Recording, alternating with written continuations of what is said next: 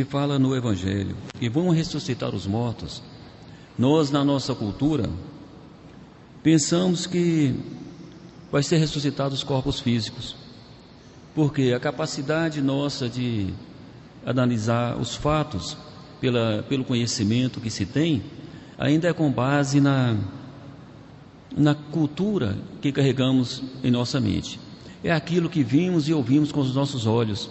Assim formamos dentro de nós um banco de dados, um banco de informações, e esse banco de informações que temos dentro da nossa mente nos levam a formar a nossa vida, de como somos, o que fazemos e a nossa limitação do entender as coisas.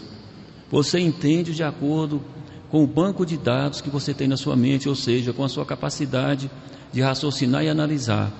E a sua capacidade de raciocinar e analisar está condicionada ao seu banco de dados mental ou sua cultura. Então vamos pensar aqui. Existem várias formas de morte. E quando Jesus fala dos mortos, não é mortos do corpo físico. Ele fala para um universo de espíritos. Espíritos que têm corpos físicos e espíritos que não têm corpos físicos.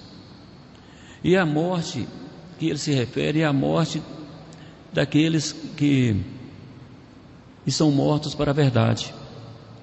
Existem aqueles que estão mortos para a verdade, aqueles que estão com a mente fechada dentro de um mundo limitado, como se vivesse uma hipnose mental, onde eles só enxergam aquilo que é do alcance mental dele, limitado pela situação em que eles estão. Então a espiritualidade maior, que conhece a verdade real, que conhece todo o universo, sabe a verdade, como as coisas acontecem, olha para esses espíritos que estão cegos e com as mentes fechadas e os tem como mortos para a vida espiritual. São espíritos que vivem dentro de um campo mental dominado por seres inferiores.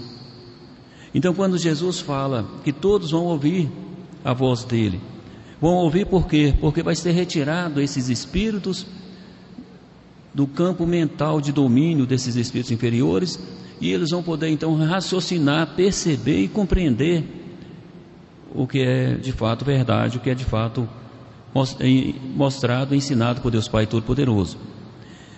E esses espíritos então serão julgados pela sua atitude racional e não pela atitude irracional, porque o irracional, ele está morto para a razão, ele está morto para a verdade. E assim, para que vocês possam compreender, vou colocar nos termos mais simples. O espírito, ele está dentro de um corpo e passou a vida fazendo o bem, na humildade, na bondade, e ele desencarna e, por apego às coisas terrenas, por falta de conhecimento, ele permanece na terra e é capturado por esses espíritos de maldade que vivem circulando por todos os cantos da terra. É levado para camadas inferiores e lá ele é dominado mentalmente. E ele passa lá milhares de anos preso ali. Quando chega um momento que a espiritualidade vai lá e quebra aquela prisão mental, todos os espíritos são libertados. E esse espírito volta então para a camada terrena, volta para onde tem a luz do sol, é levado para as casas transitórias. E quando chega a esse ponto, ele vai demonstrar o que verdadeiramente ele é, se ele ainda é aquele espírito de bondade e de caridade, ou se ele se tornou um espírito ruim, ou se ele se revelou como sendo um espírito ruim. E aí que vem o termo: aqueles que permanecem na bondade que lhe era natural serão salvos, e aqueles que se contaminaram ou que eram ruins serão condenados. O condenamento é o afastamento do mundo de Deus, é o deslocamento para camadas bem distantes, onde eles não vão ter contato com a luz, porque lá é o local de espíritos ruins. Lá é o local onde nenhum espírito que tem conhecimento quer viver, né? Então, quando se fala então ressuscitar os mortos, retirar dos túmulos, o túmulo é o túmulo mental em que vivem, e a morte é a morte para a verdade real. Então falamos aqui trazemos então esse trecho desse entendimento para as nossas vidas. Nós não somos mortos. Todos nós participamos de um raciocínio mental perfeito. Sabemos o que é certo e o que é errado. Sabemos o que é bom e o que é ruim. E temos o poder de decisão. Se você pode decidir o caminho que você pode seguir, se você pode decidir o que fazer, o que pensar, então você é vivo para o conceito de Deus. Quem é morto é aquele que está dentro de uma hipnose, que não pode pensar, não pode ter vontade própria. Não é o caso das pessoas que estão na terra, porque todo aquele que tem vontade própria e pode decidir o que fazer é uma pessoa viva dentro da razão, dentro da verdade. Então somos pessoas vivas, e assim temos como objetivo tomar uma direção para a nossa evolução. Qual é o posicionamento que nos encontramos como pessoas vivas aqui na Terra? Nós estamos em uma base energética que já nos chama a razão. A sua consciência já te chama a razão. Quando a espiritualidade maior faz a chamada de consciência em todo o universo, essa chamada de consciência também chega à Terra. E quando chega à Terra, as pessoas sentem vontade de fazer o bem, vontade de encontrar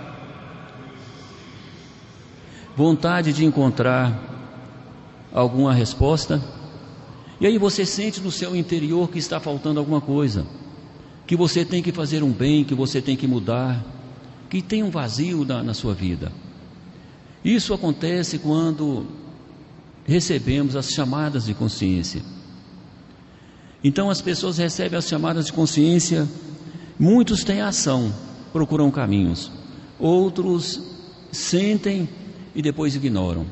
É como aquela parte do Evangelho onde Jesus joga a semente na terra, e a terra, umas caem no pedregulho e não nascem, outras caem em terra rasa, começam a florescer e morrem, e outras caem em terras sobre a terra, chegam os pássaros e carregam. Os pássaros são os espíritos sofredores que vão lá: não acredita nisso não, isso não é nada não, deixa isso para lá, isso é coisa da sua cabeça. E existem as sementes que caem em terra fértil e nascem, que são as pessoas que consideraram que de fato foi ensinado. Então é importante que a gente tenha em nossa consciência o seguinte: você tem sim o chamado de consciência, você sente que dentro de você alguma coisa tem que mudar, que você precisa mudar como pessoa.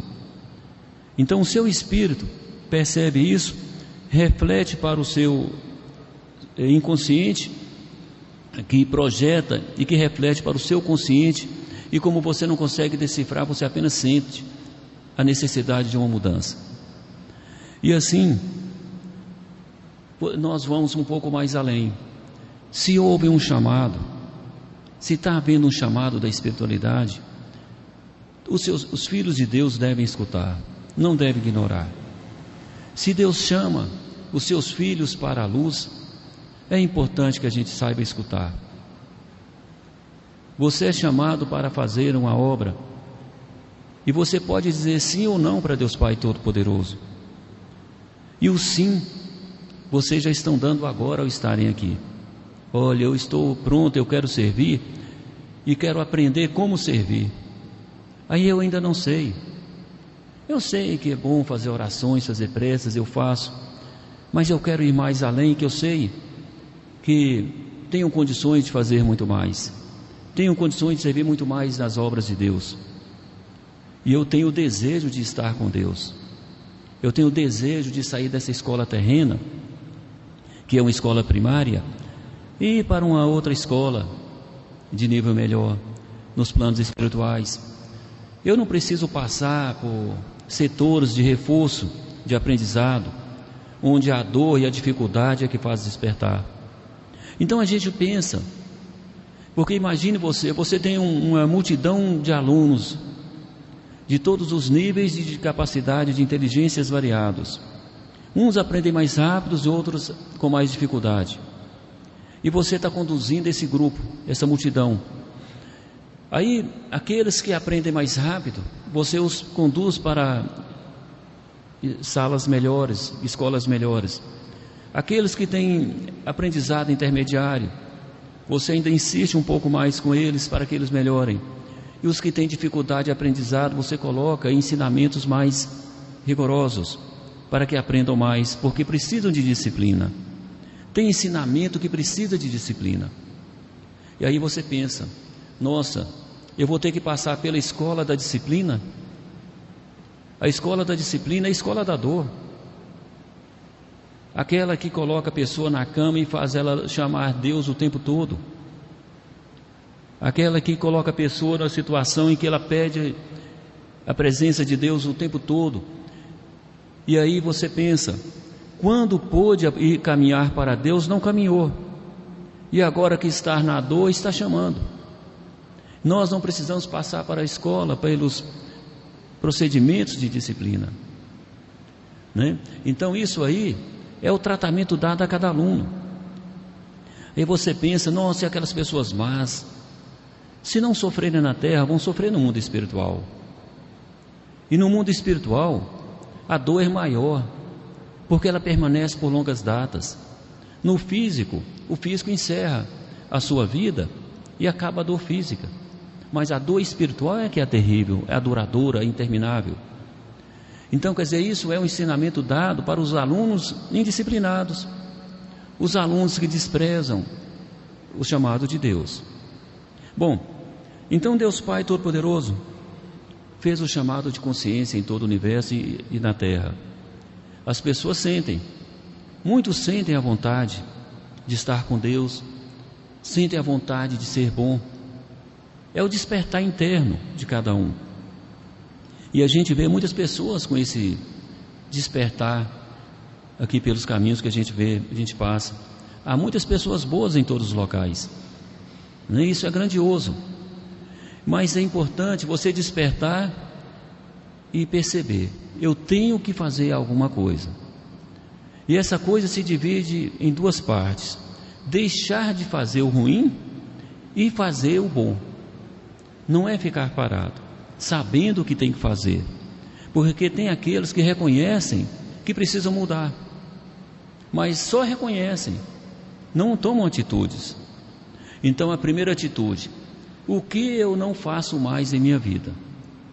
Quais as palavras que eu não usarei mais em minha vida, que não farão mais parte do meu vocabulário? Quais as atitudes que eu não farei mais? Quais os ambientes que eu não irei mais? Quais amigos que eu terei que afastar porque me trazem coisas que não são boas? E quais amigos que eu irei aproximar porque são mais humildes e mais importantes para o bem que eu desejo fazer? E depois você percebe qual o bem que eu vou fazer e de que forma. Vocês estão aqui no templo, vocês sabem que ao vir para o templo, vocês vão colocar o magnetismo do corpo de vocês, que é a base das suas mediunidades, para que a espiritualidade maior faça uma conexão com você e auxilie os milhões de espíritos que precisam ser socorridos. Enquanto você está na conexão magnética, os mentores estão trabalhando com a sua base, estão trabalhando com você, estão socorrendo não só as pessoas que vêm aqui, mas ali, sustentado pelo plexo de vocês, eles buscam espíritos, conversam com espíritos, passam espíritos, o tempo todo conectado em você ali. Então cria-se um movimento muito grande, muito mais além do que nós podemos enxergar com os nossos olhos físicos. Então você já tem sim o bem que você deseja fazer e como fazê-lo. Meus irmãos, isso sim é um ponto que nós temos para a nossa melhoria. Mas nós temos também um outro ponto que podemos adotar, que é a lapidação do nosso ser. Vamos criar uma lapidação. Para você lapidar, qual o objetivo do lapidar? É cortar o que não serve em nós, como eu havia dito. Então você faz a sua lapidação, né? E aí você vai lapidar as pontas que estão sujas, para que o brilho do seu interior possa refletir. Então você vai mudar também no trato com as pessoas, a começar pela sua casa. Bom dia, boa tarde. Aí a pessoa de lá briga: você deixou a sua toalha na cama aqui, você fez isso, fez aquilo outro, deixou a sandália no meio da casa. Se puder responder positivamente, responda. Se não, não fale nada. Por quê? Porque ao responder o negativo com o negativo, você cria um acesso vibratório para o inferior dentro da sua casa. Você cria uma atmosfera negativa dentro da sua casa. E você, a primeira coisa que você faz é a atmosfera mental do seu lar. A primeira coisa que você vai trabalhar na sua lapidação é o aperfeiçoamento da atmosfera mental da sua casa. Evitar pensamentos ruins, atitudes de aborrecimento. Tudo isso faz parte da lapidação sua e das pessoas que estão no seu meio. Como as pessoas não têm o conhecimento que você tem, então você vai ter que doar esse conhecimento a eles. E a primeira parte, a humildade de calar. Porque é difícil calar, né? Quando a pessoa provoca a gente se enche de razão. Eu posso estar errado, mas eu não deixo sem resposta.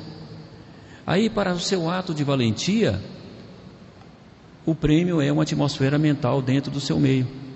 É uma atmosfera mental negativa na sua casa, ao seu arredor, que você não precisa criar.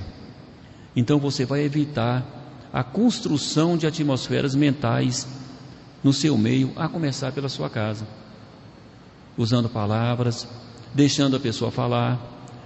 Aí ela está nervosa, você deixa ela terminar, né? Olha, depois eu te falo. Agora não é um bom momento a gente conversar. Quando ela esfriar a sua atitude dela, aí você diz: vamos conversar certo, com voz branda. Eu estava errado mesmo ali e tal, mas você também pode melhorar um pouquinho aqui, eu melhoro de cá, e nós dois melhoramos juntos. Assim nós dois melhoramos juntos, e aí o ambiente da nossa casa vai ficar mais harmonioso. Aí o que você fez? Você impediu a contaminação da sua atmosfera mental. Você protegeu a sua casa de uma atmosfera mental negativa. Aí você tem que essa habilidade, isso chama sabedoria. É agir com sabedoria, não deixar ser contaminado pela inferioridade dos outros ou pela situação que os outros estão passando. Então é muito importante você fazer. Se a pessoa está falando, você olha para ela e fala: olha, eu não posso te dar resposta agora. Talvez você tenha razão, mas eu não posso te dar resposta agora. Mas por quê? Porque ela não está em condição de escutar algo de humildade, de positivo. Ela está em evolução. Ela está no estado de evolução de energias negativas. Agora, se ela estiver em condição de escutar uma palavra de razão, você fala: olha, se você falar comigo mais calma, a nossa conversa vai ser mais harmoniosa. Mas nesse jeito, é melhor a gente conversar depois, quando você tiver condição da gente conversar dentro de uma harmonia, porque precisamos ter harmonia. Ah, mas você é errado, você faz isso. Talvez eu seja. Se eu for de fato errado, eu me corrijo, vamos conversar. Mas da forma como você está falando agora, eu não vou conseguir compreender. Então vamos conversar de forma que a gente consegue se compreender, né? E assim você vai usando a sabedoria e a pessoa vai aprendendo com você. As pessoas da sua casa, do seu meio, vão aprendendo com você. E você vai aprender com o tempo a falar com os olhos. A pessoa olha para você, os olhos já diz para ela o que você pensa. Ela vai te conhecendo tanto que você não precisa dizer palavras. Então, é assim que se constrói uma atmosfera mental positiva ao nosso redor, né? E façam isso, vocês vão ver como é grandioso, né? Porque às vezes as pessoas chegam perto de mim e dizem: nossa, eu quero viver em bem, em paz, mas chego em casa a coisa é tumultuada. Aí eu pergunto: e o que você faz para que haja harmonia lá? Né? Então eu digo para vocês: façam dessa forma. Mas se eles estão discutindo entre eles, deixa eu terminar. Quando vocês terminarem, nós falamos. Acontece, e já aconteceu de eu ver situações assim, eu chegar no lugar, as pessoas estão discutindo e me chamar para participar, para dar opinião. Só eu não tenho condições de dar opinião. Eu não tenho condição. Eu só tenho condições de dar opinião quando vocês estiverem calmos. Com essa energia eu não tenho condição de dar opinião.